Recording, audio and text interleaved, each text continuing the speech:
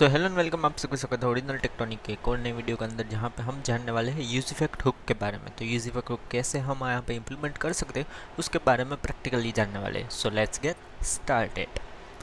So basically यहाँ पे हमने प्रीवियस वीडियोस के अंदर के जो प्रैक्टिकल किया था, यहाँ पे हमने देखा था कि एक एरे से ऊपर से मैप करके हमारा डेटा हम दिखा रहे हैं। तो ऐसा समझिए कि ये अब डमी एरे जो है वो एपीआई से आ रहा हो, और एपीआई से आ रहा हो तो आपको वो यूज इफेक्ट से कैसे हम स्टेट के अंदर सेट करेंगे वो हम देखने वाले हैं। तो सपोज़ हमने यहाँ पे पहले तो यही जो डमी एरे है उसकी एक स्टेट बना लेते हैं।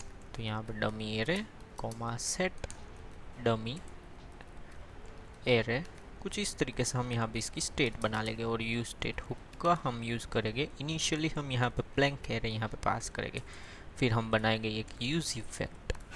और यूज इफेक्ट हुक की सिंटेक्स बेसिक पहले तो यहाँ पे हम कॉल बैक फंक्शन यहाँ पे देंगे, और कॉल बैक फंक्शन के डायरेक्ट ही हम देखते हैं console dot log component mounted, ऐसा हम देखते हैं। अगर हम ये यहाँ पे देखेंगे कंपोनेंट माउंटेड, तो यहाँ पे पहले तो एरर दे रहा है क्योंकि यहाँ पे सेम ही नेम का वेरिएबल हमने डिक्लेयर किया है और जो कि नहीं होना चाहिए। तो यहाँ पे हम इसको कमेंट कर देते हैं। और यहाँ पे अगर हम रिफ्रेश करेंगे तो यहाँ पे हमें देखने का मिला uncoded use effect is not defined. Basically हमें यूज इफेक्ट को भी इंपोर्ट करना पड़ेगा, जो कि रिएक्ट में से ही हमें मिलता है। तो यहाँ पे जैसे ही हमें ये मिल गया, यहाँ पे कंपोनेंट माउंटेड 2 बार आया, क्योंकि यहाँ पे हम रिएक्ट को स्ट्रिक्ट मोड में यूज़ कर रहे हैं, जो कि app.jsx में भी हम यहाँ पे देख सकते हैं, और main.jsx यहाँ पे हम कह सकते हैं इसको।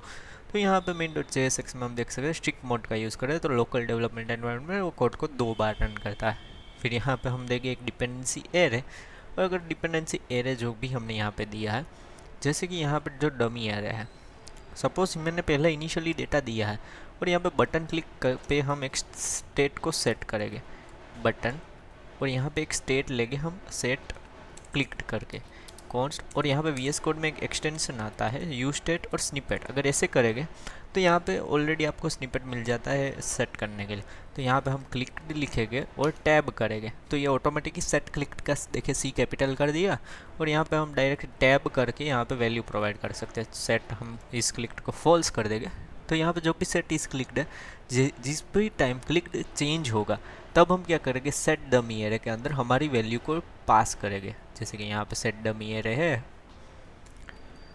और यहाँ पे जैसे इफ़ क्लिक्ड ट्रू हुआ, इफ़ क्लिक्ड ट्रू हुआ तो हम यहाँ पे सेट डमी एरे करेंगे, नहीं तो हम सेट डमी एरे को एम्प्टी कर देंगे।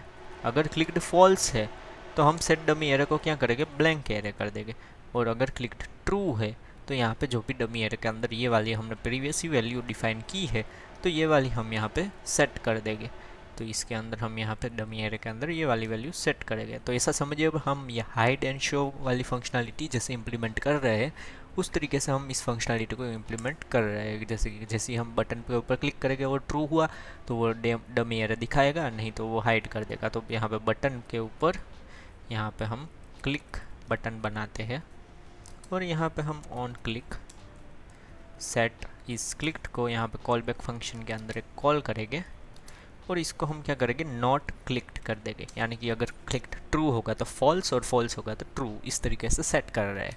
तो यहाँ पे अगर हम यूआई पे जाए तो अभी के लिए इनिशियली वो फॉल्स है, तो जैसे ही क्लिक करेंगे वो लिस्ट आ गया, क्लिक करेंगे लिस्ट चला गया, क्लिक करेंगे लिस्ट आ गया, क्लिक करेंगे लिस्ट चला गया। बेसिकली क्या हो रहा है, जैसे भी क्लिक्ड की स्टेट चेंज हो रही है वैसे ही यहाँ पे वो रन कर रहा है इस यूज इफेक्ट के कोड को।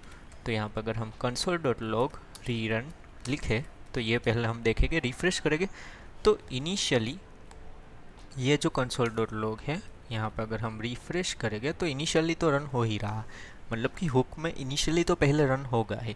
जैसे हम क्लिक करेंगे अगेन री रन, अगेन क्लिक किया अगेन री रन, अगेन क्लिक किया अगेन री रन। तो यहाँ पे हम इस फंक्शन को कॉल तो नहीं कर रहे, लेकिन यहाँ पे डिपेंडेंसी में जो क्लिक्ड स्टेट दी है वो चेंज हो रही है, इसकी वजह से वो यहाँ पे री रेंडर हो रहा है। तो आई होप आपको ये कंसेप्ट यूज इफेक्ट का समझ में आएगा। अगर कुछ डाउट हो तो कमेंट सेक्शन के अंदर ज़रूर से बता सकते हैं। और यहाँ पे आपके लिए एक टास्क है कि क्लीन अप फंक्शन की सिंटेक्स क्या है इसके अंदर, यूज इफेक्ट के अंदर, वो आप यहाँ पे कमेंट में बताइएगा। सो आई होप आपको ये वीडियो पसंद आएगा, पसंद आए लाइक शेयर सब्सक्राइब जरूर कीजिएगा। Thank you guys for watching, signing off.